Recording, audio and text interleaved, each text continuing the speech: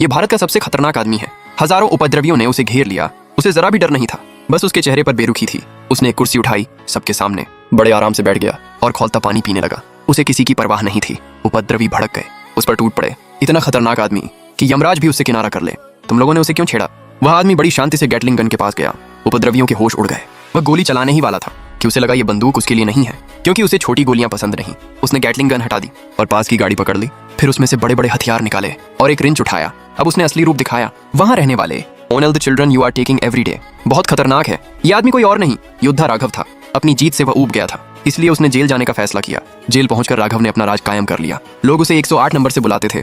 वह बहुत भला इंसान था। रोज बुजुर्गों के लिए पानी लाता, लेकिन जहां से वह गुजरता कैदी चूहे की तरह छिप जाते। उसके चेहरे की वजह से नहीं, बल्कि उसकी ताकत के आगे सब झुकते थे। एक दिन जेल में सबसे बड़ा दंगा हुआ।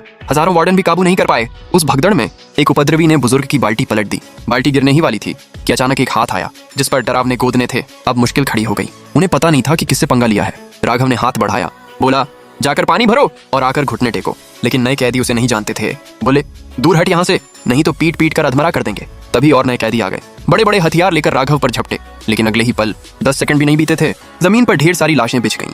बचे हुए कैदी पानी भरकर लाए और माफी मांगने लगे। नए वार्डन ने यह देखा, उसने बस लाशें हटाने को कहा। राघव से कुछ नहीं बोला। दरअसल राघव और वार्डन समंदर एक ही गांव के थे। राघव अक्सर जेल में उपद्रवियों से निपटता था और उसकी बेटी से दोस्ती थी। राघव को समंदर की बेटी बहुत प्यारी थी। उसने अपने हाथों से उसके लिए तोहफा बनाया। समंदर हर बार उसे जमानत दिलाना चाहता, लेकिन राघव मना कर देता। उसके लिए जेल उसका घर था। जब चाहे आए, जब चाहे जाए, और जब भी बाहर आता समंदर के घर जाता, उसकी बेटी से खेलता। लेकिन किस्मत को कुछ और मंजूर था। एक दिन समंदर ड्यूटी पर था, अचानक हादसा हो गया। बच्चों को बचाने के चक्कर में उसकी गाड़ी पलट गई। समंदर ने दम तोड़ दिया। यह खबर सुनकर राघव को बड़ा धक्का लगा। उसका दिल टूट गया। उसकी बेटी खुशी तो बर्दाश्त ही नहीं कर पाई, वह सुन्न हो गई। उस दिन के बाद राघव ने खुशी को पालने का फैसला किया। उसे अपनी बेटी मान लिया। वह रोज उसका ख्याल रखता, उसके साथ समय बिताता। 18 साल बीत गए। खुशी जवान हो गई, बहुत खूबसूरत लगने लगी। लेकिन पिता की मौत का सदमा उसे अब भी था।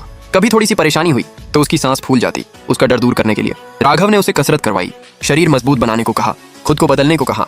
लेकिन खुशी को कसरत से मतलब नहीं था। राघव बहुत परेशान होता और जवानी में खुशी प्यार के चक्कर में थी। उसे लगता पिता उसे बांध कर रखना चाहते हैं, उसे आजादी नहीं देना चाहते। उसने घर छोड़ने की धमकी दी। राघव का दिल टूट गया। उसे यकीन नहीं हुआ कि उसकी बेटी उससे ऐसे बोलेगी। ये बात कालिया नाम के ड्रग सप्लायर तक पहुंच गई। वह बहुत खूंखार था, बेरहम था। उसकी राघव से पुरानी दुश्मनी थी। उसी ने उसे जेल भिजवाया था। वह राघव की बेटी को नुकसान पहुंचाना चाहता था। उसने खुशी की सहेली को खरीद लिया। बॉयफ्रेंड के नाम पर खुशी को बहला लिया गया। प्यार में अंधी खुशी बिना सोचे सहेली की गाड़ी में बैठ गई। पिता के फोन भी नहीं उठाए, फोन बंद कर दिया। इधर राघव बेचैन था। उसे लगा बेटी मुसीबत में है। वो बाइक लेकर निकल पड़ा, लेकिन कहीं पता नहीं चला। दूसरी तरफ खुशी को एक पुरानी फैक्ट्री में ले जाया गया। सैकड़ों गुंडों को देखकर उसके होश उड़ गए। कुछ समझ पाती कि उसे गाड़ी से नीचे फेंक दिया गया और गंदे गुंडों ने उसे घेर लिया। सीधा तमाचा मारा। उसका होश ठिकाने आ गया। वह बोली, मुझे छोड़ दो, और एक तमाचा पड़ा। फिर और गुंडे आ गए, उसे बुरी तरह पीटने लगे। फिर सरगना ने कालिया को फोन लगाया। कालिया ने सीधा मार डालने को कहा। यह सुनकर खुशी डर से कांप गई। उसे समझ आया पिता उसके लिए कितना करते थे। अल्लाह बचाओ, खुशी बेहाल थी। उसकी आंखों से आंसू बह रहे थे, लेकिन अब कुछ नहीं हो सकता था। वह बस दिल ही दिल में दुआ मांग रही थी कि पिता आकर उसे बचा ले।